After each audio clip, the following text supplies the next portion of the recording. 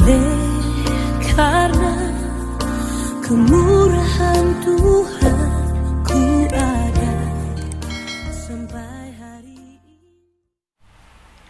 Dalam nama Bapa dan Putra dan Roh Kudus. Amin. Shalom Aleihim. Berjumpa lagi dengan saya pada perenungan hari ini, tanggal 11 Agustus 2020. Perenungan hari ini diambil dari Injil Matius 18 ayat 1 sampai dengan 5, dilanjutkan dengan ayat 10 dan ayat 12 sampai dengan 14. Saudara-saudaraku yang terkasih di dalam kasih Kristus, bagaimana kalau ada saudara kita yang tersesat?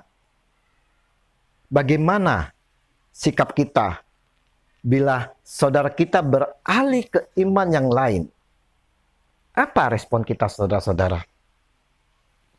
Yesus di dalam Injil hari ini pun bertanya dengan hal yang sama, namun memakai perumpamaan tentang domba yang hilang. Yesus memberikan suatu gambaran sehari-hari yang sangat dekat dengan kegiatan sehari-hari dari bangsa Israel. Karena di antara bangsa Israel, ada banyak mereka yang mengenal banyak sekali domba dan penggembalaan. Yesus mulai memberikan gambaran, bila kamu mempunyai seekor domba dan kamu adalah gembala yang baik, masa kamu akan meninggalkan begitu saja domba yang hilang? Kamu pasti akan taruh 99 domba di tempat yang aman, kemudian kamu akan kembali pergi untuk mencari yang satu yang hilang itu. Saudara-saudaraku yang terkasih, ada 3 perkara penting mengenai bagaimana Yesus mencintai yang tersesat. Yang pertama, saudara-saudara, Yesus mencari yang tersesat.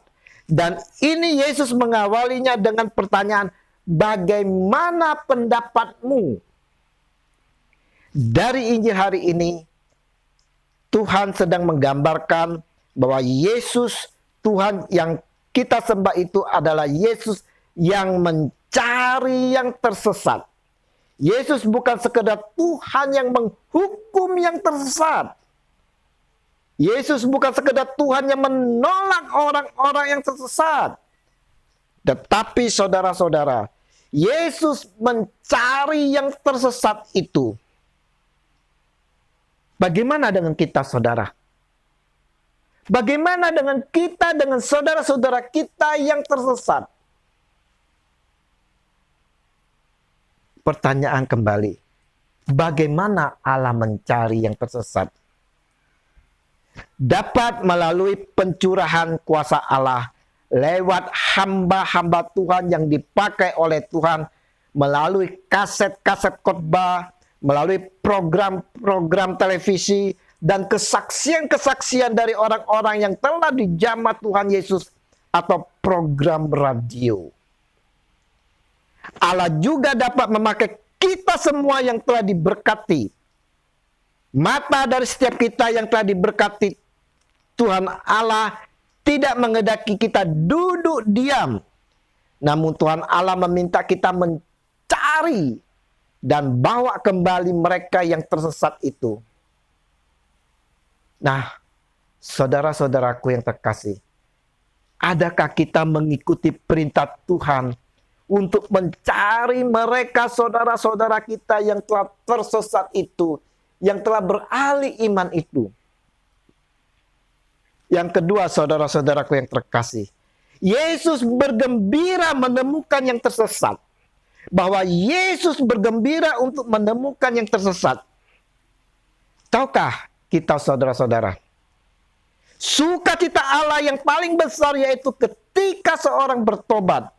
Sukacita yang paling besar bagi Allah adalah ketika seorang berdosa tinggalkan dosanya dan kembali ke jalan yang benar, ke jalan Tuhan. Mungkin ada banyak orang yang tidak mau mengenal kita. Mungkin suami atau istri tidak mau kenal kita. Mungkin istri kita sudah menolak, sedang menghakimi dan berkata, Suami saya memang keras kepala, nggak bisa diatur. Dia itu memang orangnya yang modelnya begitu. Hari ini saudara-saudaraku, Yesus sedang memandang kita semua dengan penuh kasih. Dan Yesus bersukacita jika kita mau bertobat dan mau menyerahkan hidup kita bagi Tuhan. Karena Alkitab berkata, saudara-saudara, satu orang bertobat, seluruh isi sorga bersorak-sorai. Malaikat-malaikat di sorga bersorak-sorai jika orang berdosa mau bertobat. Orang-orang dunia ketika melihat kita bertobat seringkali justru berpikir, ini mungkin hanya sementara saja. Ini mungkin hanya kapok sesaat saja. Nah, saudara-saudaraku yang terkasih, maukah kita bertobat, saudara-saudara? Maukah kita kembali kepada Tuhan Yesus Kristus, Tuhan kita? Yang ketiga, saudara-saudara, Yesus tidak menghendaki kita tersesat. Dikatakan dalam Injil hari ini, demikian juga Bapamu yang di surga tidak menghendaki supaya seorang pun dari anak-anak ini hilang. Ayat 14. Bagaimana Yesus menjaga kita agar kita tidak tersesat, saudara? Yang pertama, saudara harus diingat bahwa Yesus telah memberi kita firman. Firman hidup. Firman kehidupan bagi kita. Yang kedua, Yesus memberi kita Roh Kudus yang memimpin dan membimbing jalan hidup kita. Itu sebabnya, saudara-saudara, Alkitab berkata, kamu sesat jika kamu tidak mengerti kuasa Allah. Artinya adalah jika kita tidak mau dipimpin oleh Roh Kudus. Karena Alkitab berkata, bila kita dipenuhi oleh Roh Kudus, kita akan menerima kuasa dan menjadi saksinya. Mari, saudara-saudaraku yang terkasih, kita mau peduli dengan saudara-saudara kita yang tersesat, yang telah beralih imannya. Kita mau mencarinya dan menemuinya kembali. Kita mau merangkulnya. Dan kita tidak menghakimi dia. Dan biarlah saudara-saudara, dengan renungan hari ini, kita mau tidak menjadi orang-orang tersesat. Kita mau selalu menerima firman Tuhan.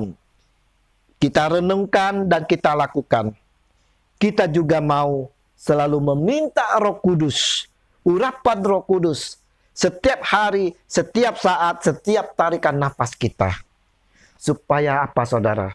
Supaya Roh Kudus boleh membimbing, memimpin di dalam kehidupan kita.